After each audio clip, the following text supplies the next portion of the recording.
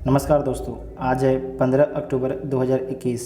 राष्ट्रीय संस्करण दैनिक जागरण से संबंधित जितना भी इम्पोर्टेंट न्यूज़ है, सारी न्यूज़ को हम लोग इस वीडियो में डिस्कस करेंगे। इसका आप लोग पीडीएफ डाउनलोड कर सकते हैं टेलीग्राम ग्रुप से, जिसका लिंक आपको डिस्क्रिप्शन में दिया गया है। और आज के जो न्यूज़ हैं सारे बहुत इंपॉर्टेंट न्यूज़ हैं आपके एग्ज़ाम के लिए, तो आप सभी लोग वीडियो को शुरू से लास्ट तक पूरा देखिएगा। पहला इम्पोर्टेंट न्यूज़ है कि बांग्लादेश में मंदिरों व दुर्गा पूजा पंडालों पर हमला होता है। तो सबसे पहले जो बांग्लादेश है, इसमें याद रखना है कि बांग्लादेश में जो हिंदू हैं अल्पसंख्यक में हैं और मुसलमान जो है बहुसंख्यक में हैं। वहाँ पर मंदिरों और दुर्गा पंडालों पर हमला किया जाता है। और हमला किस लिए किया जाता है, तो फेसबुक पर आपके एक अफवाह उड़ती है। किसके लिए, तो इस निंदा के लिए कि हिंदू लोगों ने जो है इस निंदा किया है, ठीक है। तो उसी क्रम में जो मुसलमान होते हैं भड़क जाते हैं और उनके द्वारा मंदिरों और जो दुर्गा पंडाल है वहाँ पर हमला कर दिया जाता है, ठीक है। उसके बाद जो बांग्लादेश के प्रधानमंत्री हैं शेख हसीना, और उनके द्वारा जो है तुरंत जो है सुरक्षा बलों को भेजा जाता है और जो हमलावर थे उनको पकड़कर जो भी जेल में डाला जाता है और उन सारे लोग भाग जाते हैं, ठीक है। तो आपको सिर्फ इतना ही जानकारी होना चाहिए कि बांग्लादेश में हुआ क्या है। अब आपको एग्ज़ाम के पॉइंट से समझिए कि जो बांग्लादेश है सबसे पहले उसका लोकेशन आप देखिए। ये जो आपके बीच वाला दिख रहा है ये बांग्लादेश है, ठीक है। तो वर्तमान में बांग्लादेश की सीमा भारत के किन किन राज्यों से लगती है, तो नोट कर लीजिएगा। पश्चिम बंगाल, असम, मेघालय, त्रिपुरा और मिजोरम से, ठीक है। तो 5 राज्यों से जो है भारत की सीमा लगती है बांग्लादेश से। सबसे जो लंबी सीमा किसकी लगती है, तो पश्चिम बंगाल की लगती है बांग्लादेश से, ठीक है। उसके बाद आपको याद रखना है जो बांग्लादेश है, बांग्लादेश के प्रधानमंत्री कौन है, तो शेख हसीना है। और राष्ट्रपति का नाम याद रखिएगा क्योंकि आप लोग को राष्ट्रपति के बारे में जानकारी बहुत कम लोग को होगा। तो अब्दुल हमीद नाम है, ठीक है। जो राष्ट्रपति हैं उनका नाम है अब्दुल हमीद। और मुद्रा क्या है आपको पता है, टका मुद्रा है। और साथ में आपको याद रखना है कि जो भारत का विदेश मंत्रालय है, भारत का विदेश मंत्रालय, उसके प्रवक्ता कौन है, तो नोट कर लीजिएगा, एग्जाम में पूछा जा सकता है। तो जो प्रवक्ता हैं अरिदम बागची, ठीक है। अरिदम बागची है, नोट कर लीजिएगा, आपसे इतना पूछा जाएगा, ठीक है। दुनिया को सख्त संदेश थी सर्जिकल स्ट्राइक शाह। तो शाह कौन है, तो जो अमित शाह हैं, भारत के गृह मंत्री और भारत के सहकारिता मंत्री हैं, ठीक है। इनको 2 मंत्रालय दिया गया है। इनके द्वारा बोला गया कि दुनिया को सख्त संदेश थी सर्जिकल स्ट्राइक। तो किस सर्जिकल स्ट्राइक की बात की जा रही है इसे जान लीजिए। तो जम्मू कश्मीर, ठीक है, अपना जो जम्मू कश्मीर है कि उड़ी सेक्टर में आर्मी बेस पर आतंकी हमला हुआ था। और कब हुआ था, 2016 में, ठीक है। तो हमले के बाद जो है भारत ने 29 सितंबर 2016 को जो है LOC लाइन ऑफ कंट्रोल, ठीक है, नियंत्रण रेखा पर जो है जाकर, नियंत्रण रेखा को पार करके, ठीक है, जो LOC है उसको पार करके जो है आतंकियों के खिलाफ जो है सर्जिकल स्ट्राइक किया गया था। और उसमें आपको याद होगा कि बहुत से आतंकी जो है मारे गए थे। आप लोग सुने होंगे लॉन्च पैड। जो लॉन्च पैड क्या होता है आतंकियों का, तो देखिए जहाँ पर जो लॉन्च पैड होता है आपके, मान लीजिए भारत की सीमा है, ठीक है। तो यहाँ पर आपके एक लॉन्च पैड बना दिया जंगल में। लॉन्च पैड में होता क्या है कि जो आतंकवादी होते हैं उनका यहाँ पर प्रशिक्षण होता है और उसी लॉन्च पैड के माध्यम से जो भारत में आतंकी होते हैं उनका घुसपैठ कराया जाता है और भारत में हमले होते हैं, ठीक है। तो आपको याद रखना है कि जो सर्जिकल स्ट्राइक भारत के द्वारा कब किया गया था, तो 29 सितंबर 2016 को किया गया था, ठीक है। पाकिस्तान के क्षेत्र में सर्जिकल स्ट्राइक किया गया था। उसके बाद नेक्स्ट है, इसे पढ़ लीजिएगा कि CBSE टर्म 1 का ऐलान, स्कूलों में होगी 10वीं और 12वीं की परीक्षाएं। तो इसे पढ़ लीजिएगा, हमारे एग्ज़ाम के लिए इम्पोर्टेंट नहीं है, ठीक है। उसके बाद नेक्स्ट है इस साइड में कि भूटान चीन में सीमा विवाद सुलझाने को लेकर समझौता हुआ है। तो उसे हम लोग अगले पेज पर जानेंगे, ठीक है, इसके बारे में कुछ। उसके बाद नेक्स्ट है कि महंगे कोयले का बहाना मंजूर नहीं, केंद्र कर सकता है हस्तक्षेप। मामला क्या है आप समझ लीजिए। मामला है कि जो कंपनियां हैं, ठीक है, जो बिजली उत्पादन कंपनियां हैं उनके द्वारा कोयला महंगा खरीदा जा रहा है। उनके द्वारा कोयला जो है जब महंगा खरीदा जा रहा है तो जो कंपनियां हैं और इनका जो बिजली बिल है वो तो बढ़ नहीं रहा है। अगर मान लीजिए 7 रुपये यूनिट है तो 7 रुपये यूनिट है। तो कंपनियों के द्वारा बोला जा रहा है कि जब कोयला महंगा खरीद रहे हैं तो इनका इनडायरेक्ट रूप से कहना है कि हमें बिजली बिल ज़्यादा मिलना चाहिए। उसके कारण इनके पास कोयला होते हुए भी जो ये कंपनियां हैं उत्पादन नहीं बढ़ा रही हैं। तो इसी क्रम में जो है सरकार बोली है कि अगर आप उत्पादन नहीं बढ़ाते हैं तो हमें हस्तक्षेप मजबूरी में जो है आप पर जो हस्तक्षेप करना पड़ेगा। ठीक है, तो सरकार के द्वारा बोला गया। आपको पता है कि भारत में कोयला क्राइसिस है। ठीक है, तो जो कोयला क्राइसिस है भारत में उतना पीक पर नहीं आया है, लेकिन अगर ये कंपनियां इस तरीके से व्यवहार करेगी तो भारत में जो कोयला क्राइसिस है वो पीक पर आ सकता है। ठीक है, इसमें दो इम्पोर्टेंट न्यूज है। पहला है कि एससीओ के बारे में और दूसरा है सेलम सुरंग के बारे में। तो हम दोनों के बारे में डिटेल से आज समझेंगे। ठीक है, तो सबसे पहले जो स्टेटमेंट है, आतंकवाद गैर जिम्मेदार देशों का पसंदीदा हथियार, ये किसके द्वारा बोला गया है? तो राजनाथ सिंह के द्वारा बोला गया। राजनाथ सिंह कौन है? तो भारत के रक्षा मंत्री हैं। ठीक है, भारत के रक्षा मंत्री हैं। इनका जो एक तरीके से निशाना किस पर था? तो पाकिस्तान पर था। ठीक है, गैर जिम्मेदार देश, तो पाकिस्तान कभी भी आतंकवादियों का जिम्मेदारी नहीं लेता है। जहाँ तक आतंकवादियों का फैक्ट्री तो पाकिस्तान ही है। ठीक है, पूरे दुनिया को सप्लाई करता है आतंकवादी पाकिस्तान ही, लेकिन नहीं कहता है कि हम आतंकवादी को बनाते हैं। साथ में यहाँ तक तो ये भी बोलता है कि हम आतंकवादी से खुद ही पीड़ित हैं। तो देखिएगा, सांप को पालिएगा तो सांप आपको काटेगा ही, सिंपल सी बात है। उसके बाद जो राजनाथ सिंह इनके द्वारा बोला गया कि एससीओ सम्मेलन में रक्षा मंत्री पाकिस्तान पर साधा निशाना से देख चुके हैं। उसके बाद है कि कहा कि सदस्यों को जो है, जो एससीओ के सदस्य हैं, एससीओ में कितने मेंबर हैं? तो एससीओ में 9 मेंबर हैं। ठीक है, तो एससीओ के जो सदस्य हैं उन सभी को जो है सामूहिक रूप से जो भी आतंकवाद हो उससे निपटना चाहिए। तो हम लोग समझेंगे एससीओ। ठीक है, संघाई सहयोग संगठन के बारे में डिटेल से समझते हैं। उसके बाद सबसे पहले आपको याद रखना है कि जो एससीओ है, संघाई सहयोग संगठन, इसकी स्थापना कब की जाती है? तो 2001 में इसकी स्थापना की जाती है। और इसका हेडक्वार्टर कहाँ पर है? तो बीजिंग में इसका हेडक्वार्टर है। ठीक है, चीन बीजिंग में इसका हेडक्वार्टर है। और जो आपके संघाई सहयोग संगठन है, इसमें कितने कंट्री हैं? तो टोटल आपके इसमें 9 कंट्री हैं। 8 ये था और एक आपके ईरान हो जाएगा। ठीक है, यहाँ पर देखिए ईरान है, 9वां कंट्री। टोटल कितने कंट्री हो जाएंगे? आपके जो एससीओ है, एससीओ में टोटल आपकी 9 कंट्री हो जाएंगे।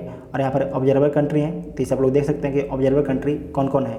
इसमें आपको याद रखना है कि जो भारत और पाकिस्तान है, ये एससीओ के मेंबर कब बनते हैं? तो 2017 में। और ईरान कब बनता है? तो 2021 में। ठीक है, इतना आप सभी को याद रखना है। आप लोगों को कमेंट बॉक्स में बताना है कि अभी वर्तमान में एससीओ का बैठक कहाँ पर हुआ था। ठीक है, किस देश में हुआ था, और उस देश की राजधानी भी आपको बताना है कमेंट बॉक्स में। उसके बाद नेक्स्ट है कि अरुणाचल प्रदेश में सेला सुरंग की मुख्य ट्यूब का निर्माण शुरू हो गया है। ठीक है, तो जो आपके अरुणाचल प्रदेश में सेला सुरंग है, इसके बारे में हम लोग मैप में समझते हैं और इसका पूरा जो भी इन्फॉर्मेशन है एग्ज़ाम से संबंधित सारे इन्फॉर्मेशन को हम लोग देखते हैं। उसके बाद आपको याद रखना है सेला पास के बारे में। जो सेला पास है, इसे बना कौन रहा है? तो सीमा सड़क संगठन बना रहा है। ठीक है, BRO इसे बना रहा है। और कितनी ऊंचाई पर इसे बना रहा है? तो 13,800 मीटर की ऊंचाई पर इसे बनाया जा रहा है। और इसकी लंबाई कितनी है? तो इसकी लंबाई आपकी 1.5 किलोमीटर है। ठीक है, कितनी? 1.5 किलोमीटर है। और ये कब तक बन के तैयार हो जाएगा? तो 2022 तक बन के तैयार हो जाएगा। ठीक है, साथ में आपको याद रखना है कि ये बाई लेन है, मतलब कि डबल लेन है, इसे नोट कर लीजिएगा।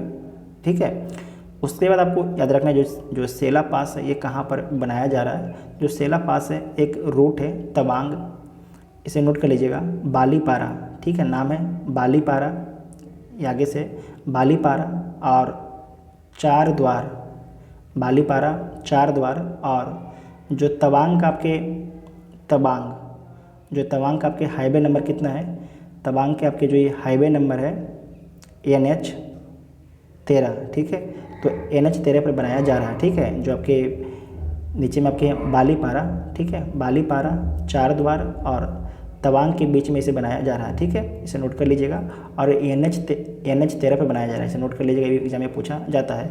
साथ में अगर ये जो सेला पास अगर ये बन जाता है तो ये पश्चिमी जो आपके ये वाला इलाका है, पश्चिमी कामेंग और पूर्वी कामेंग और आपके जो ये तवांग है, तवांग जो ज़िले हैं, इनसे भारत की जो कनेक्टिविटी है सालों भर बनी रहेगी। भारत की जो है कनेक्टिविटी सालों भर बनी रहेगी। साथ में आपको याद रखना है कि इसके माध्यम से जो है हर मौसम में, ठंडी हो या बारिश हो या बाढ़ हो, कुछ भी हो, तो जो आपके तवांग जो ये तीनों ज़िला है, इससे अब जो सेला पास है हमेशा कनेक्टिविटी उपलब्ध कराते रहेगा। ठीक है, उसके बाद आपको याद रखना है कि अगर ये जो सेला पास बन जाता है तो इससे फ़ायदा क्या क्या होगा। तो सबसे पहले तो जो हमारा सेना है बहुत तेज़ी से क्या होगा, जो आपकी चाइना और भारत का बॉर्डर है वहाँ पर हमारी सेना बहुत तेज़ी से पहुँच सकती है। दूसरा कि जो इस इलाके में क्या होगा कि पर्यटन बढ़ जाएगा, जो पर्यटन है, पर्यटक लोग इस इलाके में ज़्यादा जाएंगे। तो अगर क्या होगा, जब ज़्यादा जाएंगे तो रोज़गार का उत्पादन होगा। साथ में क्या होगा, अगर रोजगार का उत्पादन होगा, लोगों के पास पैसा आएगा तो सामाजिक आर्थिक का विकास होगा। जो सामाजिक आर्थिक है उस स्थिति में मजबूती आएगी। ठीक है, इतना आपको याद रखना है। उसके बाद आपको याद रखना है BRO। जो BRO है इसका काम क्या होता है, तो इसका देखिए जो काम होता है, तो सीमा, जो भारत के जो सीमा है, चाइना भारत के जो बॉर्डर है, भारत नेपाल के बॉर्डर है, उस इलाके में जो BRO का काम है कि सड़क बनाना, पुल बनाना, सुरंग बनाना इसका काम है। साथ में जो भारत के पड़ोसी देश हैं जैसे कि बांग्लादेश हो गया, अफ़गानिस्तान हो गया, वहाँ पर क्या करता है, वहाँ पर भी आपके सड़क, पुल और सुरंग का निर्माण करता है। ठीक है, इतना आपको याद रखना है। और यहाँ पर देखिए लिखा गया है कि टोटल टाइमिंग जो ट्रेवलिंग जो 1 घंटा आपके कम हो जाएगा, और उसके बाद हर मौसम में जो आपकी कनेक्टिविटी उपलब्ध होगा, और जो आपकी जो हम बोले सारा कुछ यहाँ पर आपके लिखा हुआ है, इसे आप लोग देख सकते हैं। नेक्स्ट न्यूज है कि भूटान चीन में सीमा विवाद सुलझने को लेकर समझौता हुआ है। तो जो समझौता हुआ है एक तरीके से उस समझौते का जो भी पॉइंट है उस पॉइंट को बाहर पब्लिक नहीं किया गया है। ठीक है, तो क्या समझौता हुआ है अभी तक भारत को पता नहीं है। तो भारत जो है वेट एंड बाज की पॉलिसी अपना रहा है। ठीक है, इसमें आपको याद रखना है, आपको एक हम मैप दिखाते हैं, उस मैप में आप समझिएगा। आप यहाँ पर देखिए भूटान का मैप, ये आपके भूटान का मैप है और इसकी सीमा चाइना और भारत से लगती है। ठीक है, तो यहाँ पर देखिए अपना सिक्किम है, ये आपके पश्चिम बंगाल है, ये असम है, ये आपके अरुणाचल प्रदेश है। ठीक है, ये आपके अरुणाचल प्रदेश है। यहाँ पर आपको ध्यान से समझना है, जो समझौता हुआ है, अगर उस समझौते में अभी तो हमें पता नहीं कौन सा पॉइंट उसमें इंक्लूड किया गया है, लेकिन चाइना पहले से क्या समझौता करना चाहता था वो हम लोग को पता है। वो पता है कि जो डोकलाम वाला इलाका है, जो ये इलाका था जहाँ पर आपके 2017 में भारत और जो चीन के सैनिक हैं उनके बीच में लगातार तनातनी रहा था, तो इस इलाके को बोलता है चाइना की भूटान को कि आप हमें दे दीजिए और आप उसके बदले में आपको हम कुछ अपना क्षेत्र इधर वाला दे देंगे। ठीक है, तो अगर हो सकता है अगर भूटान ने ये समझौता कर लिया होगा तो भारत के लिए बहुत बड़ा खतरा हो जाएगा। भारत के लिए कैसे खतरा हो जाएगा, जो अभी देख इसे नोट कर लीजिएगा, ये चिकन नेक है, इसे क्या बोलते हैं, चिकन नेक। अगर इस इलाके पर यहाँ से आराम से नज़र रख सकता है चाइना, अगर इस इलाके को जो है, इस जो चिकन नेक है इस पर अगर चाइना कंट्रोल कर लेता है तो भारत का जो नॉर्थ ईस्ट है उसे पूरे भारत से अलग कर सकता है, पूरे भारत से अलग कर सकता है। तो भारत के लिए जो डोकलाम था बहुत ही इम्पोर्टेंट था। तो इसीलिए आपको याद होगा कि भारत जो है लगातार यहाँ पर चाइना की सेना से भिड़ता रहा और लास्ट में जो चाइना की सेना है उसे पीछे भी हटना पड़ा था। तो अभी क्या समझौता हुआ है तो हम लोग को जानकारी नहीं है, लेकिन जब जानकारी लगेगा तो आपको जो पब्लिक में आ जाएगा तो आप लोग को हम बताएंगे। ठीक है, लेकिन आपको याद रखना है कि चिकन नेक, जो चिकन नेक है इसे नोट कर लीजिएगा। चिकन नेक हमारे लिए जो है एक बहुत बड़ा खतरा है, इस पर कंट्रोल हो जाता है किसी देश का, तो किसी देश का मतलब चाइना का ही कंट्रोल हो सकता है। और किसका कंट्रोल होगा, यहाँ पर तो भारत ही, चाइना भारत से मजबूत है और उसके बाद भारत है, तो भारत से बाकी सब तो कमज़ोर ही है, तो इस पर कोई कंट्रोल नहीं कर पाएगा। सिर्फ कर सकता है तो आपके चाइना, इस बात को आपको ध्यान रखना है। और डोकलाम याद रखिएगा, डोकलाम यहाँ पर है। ठीक है, जहाँ पर 2017 में भारत और चाइना के बीच में विवाद हुआ था। उसके बाद नेक्स्ट है कि दुबई में मोम के मोदी, तो इसे नोट कर लीजिएगा कि जो दुबई के मैडम तुषार म्यूजियम, जो नोट कर लीजिएगा कि दुबई में जो है मैडम तुषार म्यूजियम है, वहाँ पर भारत के प्रधानमंत्री जो हैं नरेंद्र मोदी, उनकी मोम की प्रतिमा लगाई गई है। जो आपके जो तुषार म्यूज़ियम है, यहाँ पर और भी जो नेता हैं दुनिया के जैसे कि सी जिनपिंग और जो भी फिल्म हस्तियाँ हैं उन सभी की मूर्तियाँ लगाई गई है। ठीक है, तो नोट कर लीजिएगा कि आपसे एग्जाम में पूछा जाएगा कि जो तुषार म्यूज़ियम में हाल ही में किसकी मूर्ति, मोम की मूर्ति लगाई गई है, तो भारत के प्रधानमंत्री नरेंद्र मोदी की से नोट कर लीजिएगा। ठीक है, उसके बाद नीचे नोट कीजिएगा कि निजी हित रखने वाला नहीं दायर कर सकता जनहित याचिका। ठीक है, तो जब भी जनहित याचिका अगर दायर किया जाएगा तो एक समुदाय के भलाई के लिए, नहीं कि एक व्यक्ति की भलाई के लिए। ठीक है, उसके बाद नेक्स्ट है कि 3 हाई कोर्ट में 7 न्यायाधीश की नियुक्ति, तो इसे नोट कर लीजिएगा। 3 हाई कोर्ट कहाँ कहाँ, तो पटना, इलाहाबाद, ठीक है, इलाहाबाद, और उसके बाद आपके बम्बई हाई कोर्ट।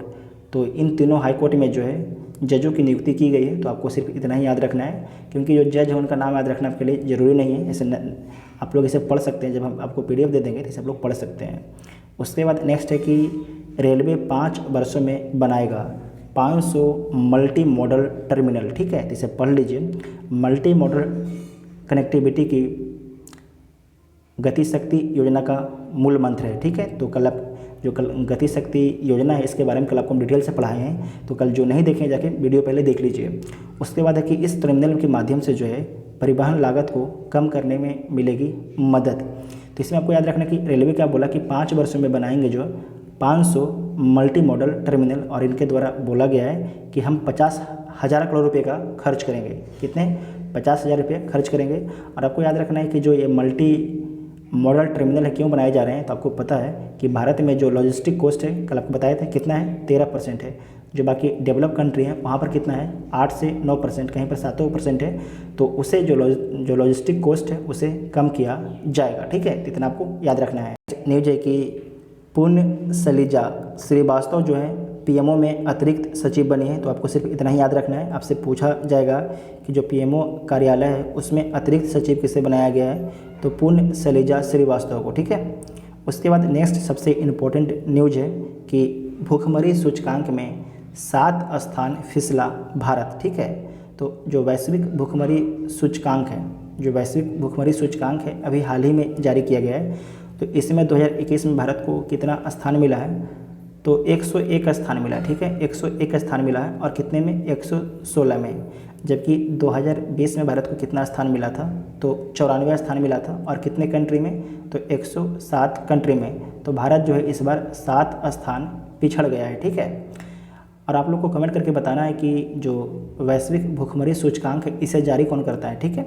उसके बाद आपको याद रखना है कि इसमें बताया गया है कि 4 जो मानक होते हैं, 4 मानक के आधार पर जो है वैश्विक भूखमरी सूचकांक जारी किया जाता है। तो 4 मानक क्या होता है, पहला होता है कि पोषण की कमी, ठीक है, पोषण की कमी बच्चों में।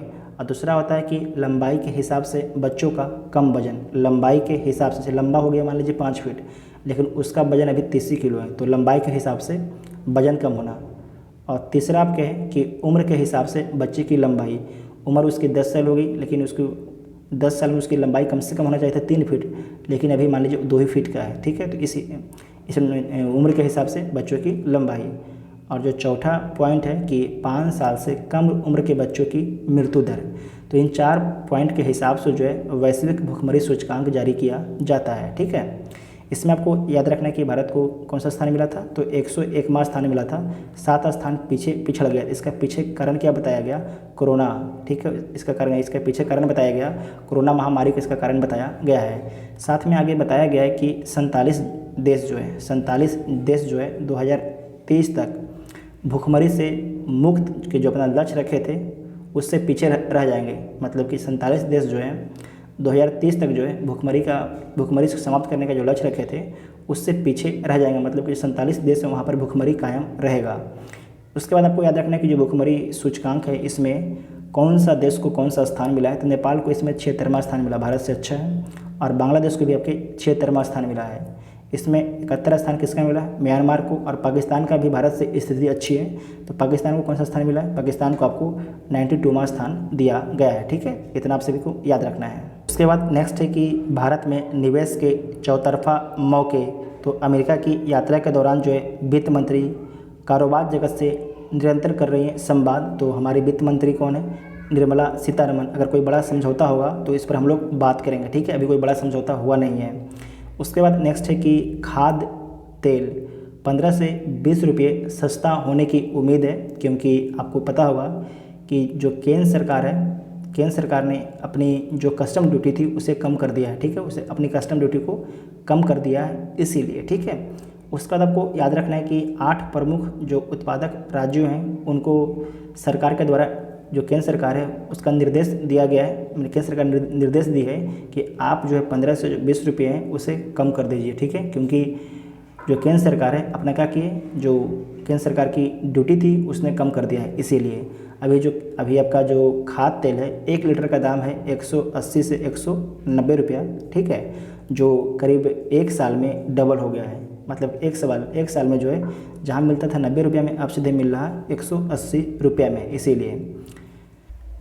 नेक्स्ट है कि विज्ञान और विकास को समर्पित विभूति, ये किसके बारे में बात की जा रही है, तो APJ अब्दुल कलाम के बारे में यहाँ पर बात की जा रही है, ठीक है। जो APJ अब्दुल कलाम है इनका जन्म कब होता है, तो 15 अक्टूबर 1931 को इनका जन्म होता है, ठीक है। 15 अक्टूबर 1931 को इनका जन्म होता है। जो APJ अब्दुल कलाम है इनके द्वारा कहा जाता था कि सपने वो नहीं होते जो हमें सोने के दौरान आते हैं। फिर से बोलते हैं, सपने वो नहीं होते जो हमें सोने के दौरान आते हैं, बल्कि सपने तो वो होते हैं जो हमें सोने नहीं देते हैं, ठीक है। इस कोट को याद रखिएगा कि सपने तो वो नहीं होते हैं जो हमें सोने के दौरान आते हैं, बल्कि सपने वो होते हैं जो हमें सोने नहीं देते हैं। जो APJ अब्दुल कलाम हैं लगातार जो युवा हैं उनको प्रोत्साहित और उत्साहित करते रहते थे, ठीक है। इनकी मौत भी जो है एक सेमिनार में इनकी मौत हुई थी, जहाँ पर भी जो IIT के बच्चे थे उनको प्रोत्साहित कर रहे थे। जो APJ अब्दुल कलाम हैं इनके बारे में याद रखिएगा कि मिसाइलों के निर्माण के लिए 1983 में उस समय की जो तत्कालीन प्रधानमंत्री का नाम क्या था, इंदिरा गांधी ने एक परियोजना की शुरुआत की थी। एक मिसाइल डेवलपमेंट करने के लिए एक परियोजना की शुरुआत की थी, और जिसका कमान किसे सौंपा गया था, तो APJ अब्दुल कलाम को उसका कमान सौंपा गया था। उसी क्रम में जो APJ अब्दुल कलाम है पटना, लिख लीजिएगा पटना, 5 मिसाइल का निर्माण करते हैं पटना, ठीक है। तो पहला कौन हो जाएगा, पृथ्वी, अग्नि, त्रिशूल, नाग और अस्त्र, ये 5 मिसाइलों का निर्माण किया गया APJ अब्दुल कलाम के देख रेख में, ठीक है, इसे नोट कर लीजिएगा। उसके बाद जो APJ अब्दुल कलाम है इनको भारत में मिसाइल मैन की संज्ञा दी गई, ठीक है।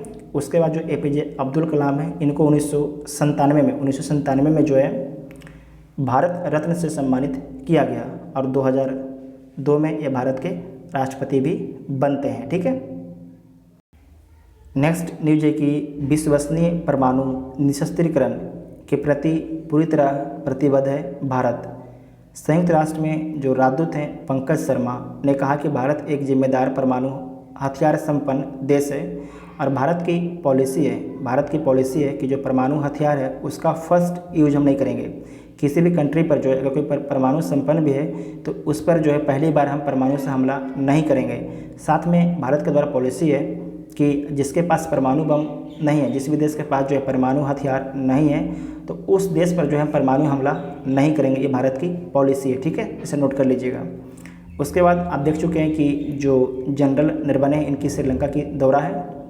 उसके बाद नेक्स्ट है कि इमरान खान की सह पर बढ़ सकता है सेना कमांडर फैज़ अहमद का कद। आपको याद होगा जो फैज़ अहमद हैं इनको हाल ही में जो है जो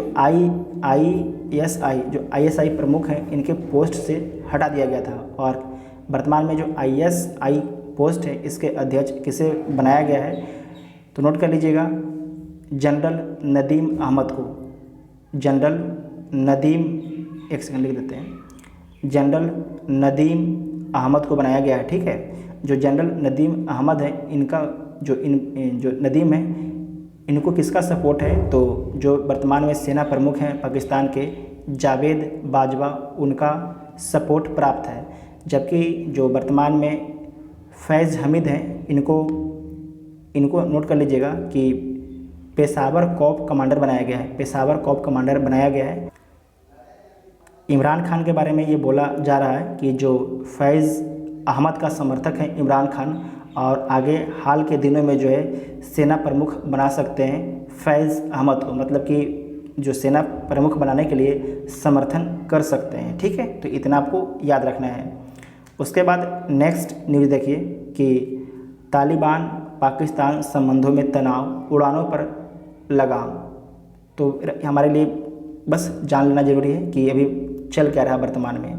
जो पाकिस्तान एयरलाइंस PIA ने तत्काल प्रभाव से जो है काबुल की उड़ानें स्थगित कर दी है।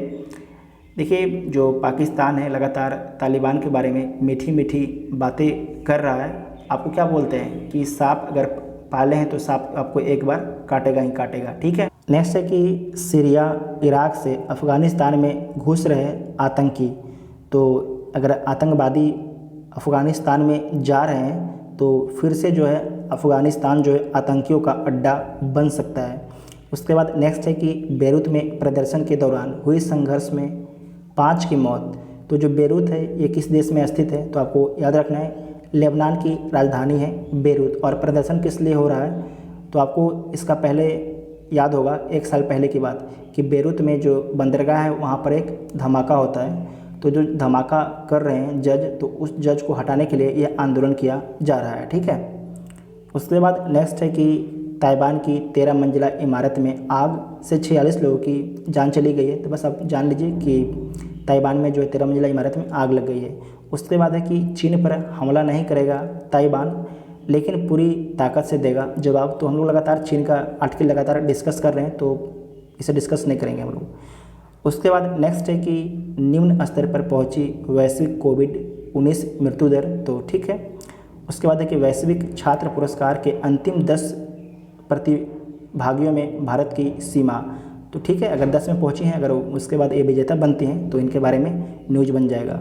उसके बाद नेक्स्ट है कि नॉर्वे में हमलावर ने, ये भी हमारे काम की ज़रूरत नहीं है। उसके बाद खेल से न्यूज है कि आज आईपीएल का फाइनल है और किसके किसके बीच खेला जाएगा, तो चेन्नई सुपर किंग्स और केकेआर के बीच में खेला जाएगा। इसमें चेन्नई सुपर किंग्स जो है आईपीएल का ट्रॉफी कितने बार जीता है, तो 2010 में, 2011 में और 2018 में जीता है। तो ठीक है, 3 बार आपके आईपीएल का फाइनल जीता है, सीएसके के द्वारा जीता गया है। जबकि जो आपके केकेआर है इसने 2 बार आईपीएल का फाइनल जीता है, 2012 और 2014 में। सबसे अधिक जो है आईपीएल की ट्रॉफी किसके द्वारा जीती गई है, तो मुंबई इंडियंस के द्वारा जीती गई है। नेक्स्ट न्यूज है कि दुनिया का चक्कर लगाने वाली पहली एशियाई महिला बनी उज्ज्वल पाटिल, तो इनके बारे में पढ़ लीजिएगा, उज्ज्वल पाटिल के बारे में।